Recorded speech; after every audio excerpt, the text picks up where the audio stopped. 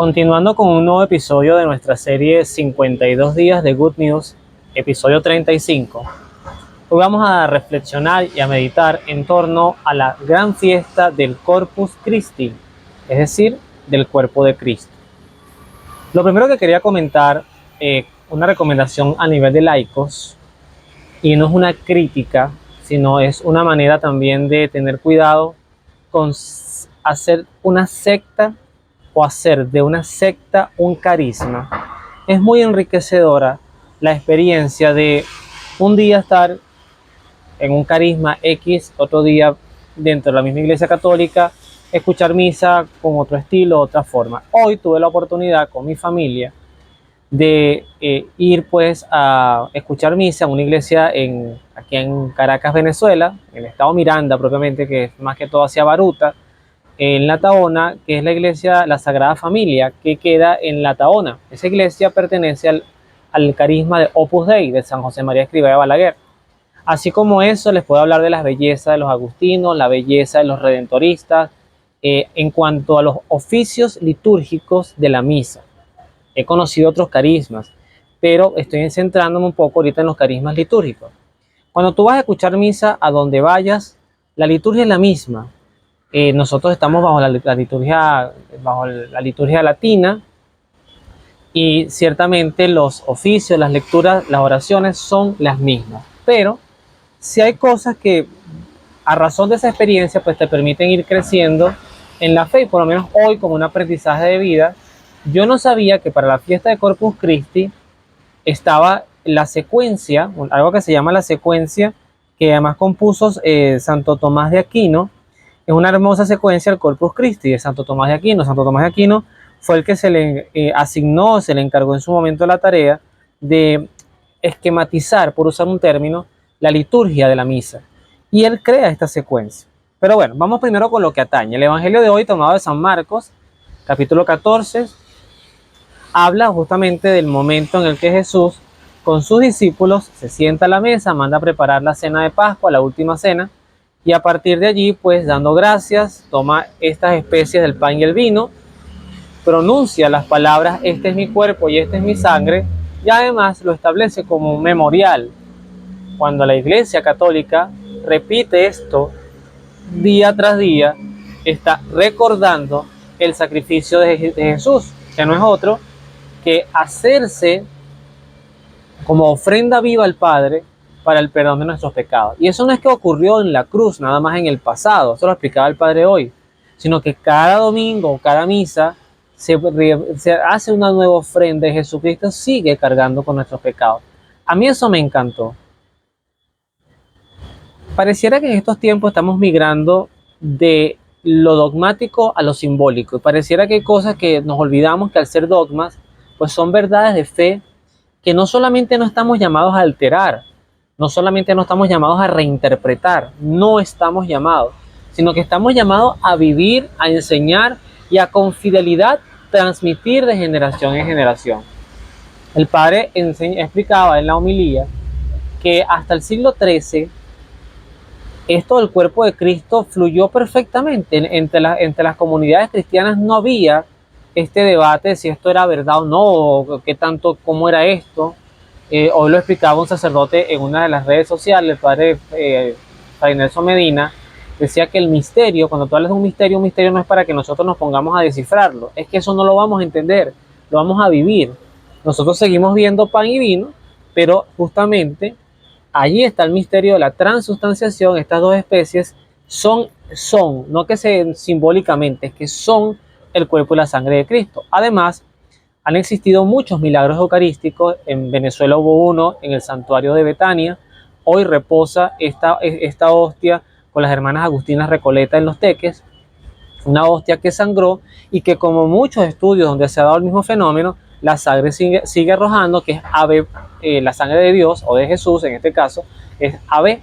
Entonces, hasta la misma ciencia, explicaba la hermana Graciela, que es una de las monjas consagradas agustinas, ella decía que Dios ha querido que hasta por la misma ciencia se ratifique ya lo que desde la fe se sabe. Dentro de todo esto que acabo de decir, este preámbulo, hay dos cosas que quiero tomar de la secuencia de Santo Tomás de Aquino. Lo pueden conseguir literalmente con este nombre, así como lo colocan en Google y les va a aparecer de primero. Dice, secuencia de Corpus Christi de Santo Tomás de Aquino. En uno de sus párrafos dice así: es un dogma del cristiano, es una verdad que no debemos cuestionar. Yo entiendo que el pensamiento crítico y vuelta con el pensamiento crítico, pero las verdades de fe son reveladas y dadas a la humanidad para ser vividas, no para ser entendidas. Es un gran atrevimiento nosotros decir que lo que no entendemos no lo creemos. Creo que vamos a vivir muy limitados así. Entonces, es un dogma del cristiano que el pan se convierte en carne y lo que antes era vino queda convertido en sangre. Hay cosas que no entendemos, pues no alcanzan la razón, mas si lo vemos con fe, entrarán al corazón. O sea, es una cosa bellísima lo que escribe Santo Tomás, una de las mentes más iluminadas de la historia cristiana. Pero más adelante hay algo que sin duda voy a leer, que a mí me parece que es muy diciente y que además debemos prestarle mucho cuidado, porque estamos en los tiempos del atrevimiento, de la arrogancia y del orgullo. Cantidad de gente que se para a comulgar porque me da la gana y se acabó. A mí la iglesia no me va a prohibir comerme lo que a mí me dé la gana de comerme, porque todos somos pecadores y por lo tanto yo me voy a comer la hostia. Esa actitud, a eso Santo Tomás le dedicó un párrafo en la secuencia que dice así: lo comen los buenos y los malos, con provecho diferente. No es lo mismo tener vida que ser condenado a muerte. A los malos les da muerte y a los buenos les da vida. ¿Qué efecto tan diferente tiene la misma comida? San Pablo nos advertía que el que comía a Jesús indignamente comía su propia condenación. Y yo creo que ante la Eucaristía debemos con humildad vernos en la mirada de aquella parábola del fariseo y el publicano. Ser como el publicano, efectivamente. Nadie es digno de recibir a Jesús, en eso estamos claros. El pan, el cuerpo de Cristo no es un premio para los buenos, no, es alimento. Y como lo explica Santo Tomás, es alimento que tiene un doble efecto. A la gente humilde que va a un confesionario y se arrepiente de sus pecados, que sabe que debe vivir en estado de gracia, pues para ellos la hostia es vida. Pero para el arrogante, que sabe que vive en una condición irregular, y yo la viví, por eso hablo de lo que sé, porque esa condición yo la viví por más de 3 años y fue una experiencia de vida para mí. Y la persona que la vivía conmigo, que ya no está en este plano existencial, hasta el último aliento de su vida, recuerdo que le fueron a llevar la hostia, ella murió de cáncer, le fueron a llevar la hostia y ella decía: Padre, yo no puedo comulgar. Hay personas que ven eso y dicen: wow, pero qué sentimiento de culpa. Cristo jamás le hubiera dicho eso, es verdad. Seguramente Cristo le hubiera dicho: hija, tus pecados te son perdonados. Pero la humildad también salva. La humildad también le dice a Dios: allí hay un corazón contrito, que reconoce que lo que está delante de él, de ese corazón contrito, es algo digno y que merece por lo menos esfuerzos y arrepentimiento. Entonces, quien se come la hostia, estoy divorciado, vuelto a casar y tengo vida sexual activa, pero yo comulgo. Vivimos como novios, tenemos relaciones sexuales, pero yo comulgo, porque al final esas tradiciones antiguas, eso no lleva a nada. Dios es amor, cuidado. Santo Tomás de Aquino, yo sé que la fe no es nada más tomista, yo sé que no es Santo Tomás de Aquino y lo que no dijo Santo Tomás de Aquino no es fe, no.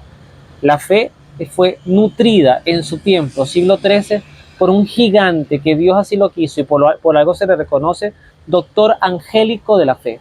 Santo Tomás de Aquino no es cualquier cosa, es el hombre que Dios utilizó para inspirar muchísimas verdades de la fe. De hecho, por algo tiene la Suma Teológica. Pero aquí con un lenguaje muy sutil nos dice que este alimento que da vida, y porque además es la presencia real de Jesús, cuerpo, sangre, alma y divinidad, debemos procurar que sea alimento de vida y no de muerte. Porque ahí lo dice Santo Tomás y yo lo suscribo. No tienes que creerme a mí, pero yo lo suscribo. Comer indignamente el cuerpo de Cristo, no adorarlo, tratarlo como una cosa más, como un símbolo, un rito más de la liturgia, es algo verdaderamente delicado. Somos seres humanos, no somos animalitos. Así que hagamos conciencia, hagamos interiorización, examen de conciencia y a vivir, si no puedes sacramentalmente, por lo menos en adoración, esta experiencia. Que Dios te bendiga, nos vemos en la oración.